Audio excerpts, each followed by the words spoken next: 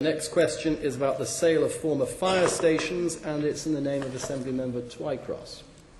Thanks, Fiona.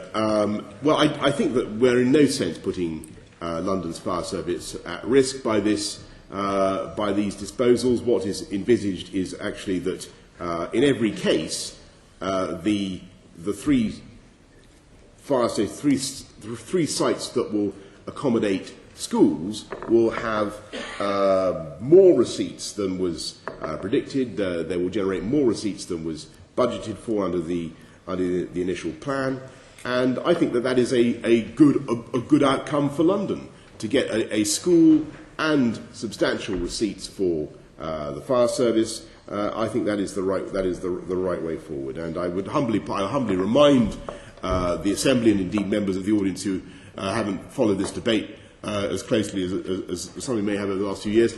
Actually, it was the proposal of the Labour group on the LFIPA that there should be no receipts at all, because they didn't want to sell any of the fire station. So it is perverse and paradoxical that they should now be arguing for more receipts, and they should be arguing for a higher quotient of luxury flats for oligarchs in these buildings rather than schools for Londoners. If that is really their new policy, then I think it's curious. Well, you're right, we didn't want to close the fire stations, but I'll remind people in the audience that you actually forced us to do so. And the Labour group asked if we could insist that the fire station could be converted into key worker housing, for example, and we were told that we could not. And the advice of the Fire Authority has been that it's our duty, that we're bound to dispose of the land, which is public land. It's not your property to dispose of, it's public, it's owned by the public, for the best consideration reasonably obtainable. The BBC used a figure of a £30 million loss, which actually isn't quite the same figure as we added it up to, but let's say we're talking about tens of millions, as the BBC has suggested, not a couple of million. Do you really think it's appropriate for you to be asking us to sell sites off cheap for schools, including one that, according to the BBC, we run by your old college, Balliol? Or do you think taxpayers and voters in London might think that stinks a little bit of cronyism? I think that taxpayers and indeed the representatives of Southwark Council would be in favour of a wide range of good objectives, and those include schools in the three areas concerned. And I think that is the way forward for London. Obviously we can, with any development you can max out on the luxury housing. You can do that, and that is the way to drive up the receipts. This is not about that. We have been told explicitly that we are not allowed to do that.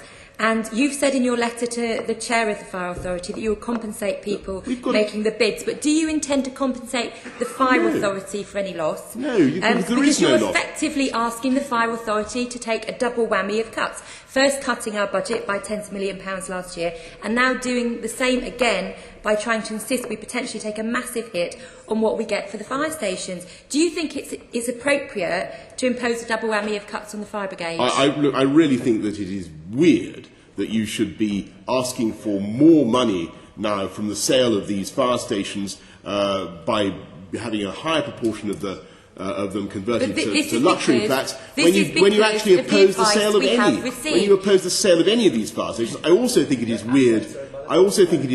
They are that you are opposing by the taxpayer. the creation of great schools on these three sites when we have a catastrophic shortage of educational places in London, and we desperately need new schools. So I think that this is an entirely reasonable proposal, and I think that the LFIPA I think it's entirely unreasonable, and I would question whether you've actually sought proper legal advice on this, because I'm not actually convinced that you are entitled to insist that we do this. So have you sought proper legal advice on this, and have you revealed commercially sensitive information to your preferred bidders in the process? Well, the best legal advice we have is that it is perfectly reasonable for London, from the sale of assets to satisfy a wide range of good objectives, and those include affordable housing, they include new housing, they also include educational facilities. We desperately need new schools. I really think it is weird to oppose the creation of new schools in London when the alternative is just to have more residential, more luxury flats. And I think it's doubly bizarre when you didn't want to have any receipts anyway. Well, we didn't. I remember there was a whole campaign. You did not want to sell a single fire station. So no, we didn't. But now we have to. We have a duty to make sure that the fire authority sells them for the best consideration, and that is what we have been told. And I've no doubt at all that there will be that the outcome will be best for London in the sense that it will get you will not only get more housing, you'll get